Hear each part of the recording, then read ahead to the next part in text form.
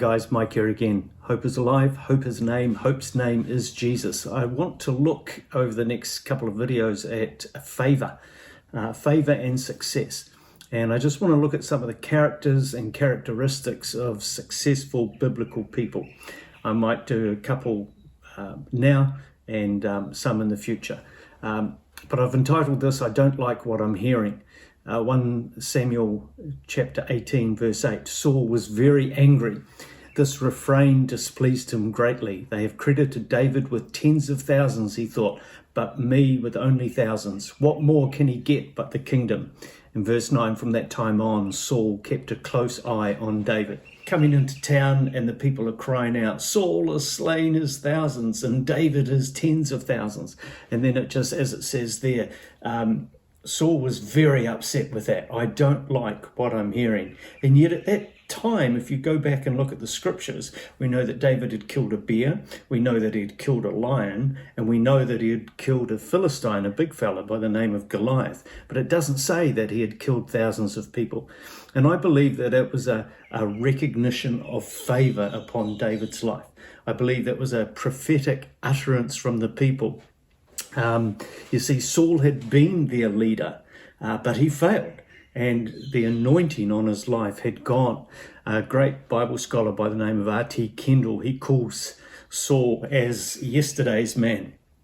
And that's why Saul was hurt and upset. He had lost the ability.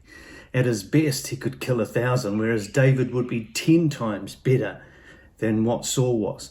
Jonathan was now the heir to King Saul, but we see that he acts with the prophetic as well.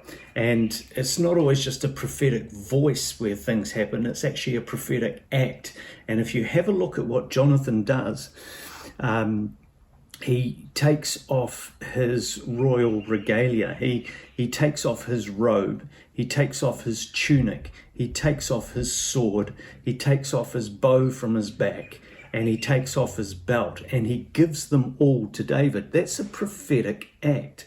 His clothing and his equipment wouldn't be common stuff, wouldn't be the common man, and it certainly wouldn't have been shepherd's gear like David's. It would have had the royal insignia on it. It'd be like Prince Charles giving you his blazer or something like that today. It would have had the royal arms encrusted in them. And so it's a highly symbolic that he gives these as a prophetic act to David, because what it does there is it's simultaneously an act of abdication and it's an act of anointment upon David. David, not Jonathan, dressed as the next in line to be king. Hope that helps you today. Bless. Hey, thanks very much for watching Hope is Alive channel. To enjoy more videos, click here or over here or behind me, just over here. Click anywhere and enjoy. Anytime. No rush.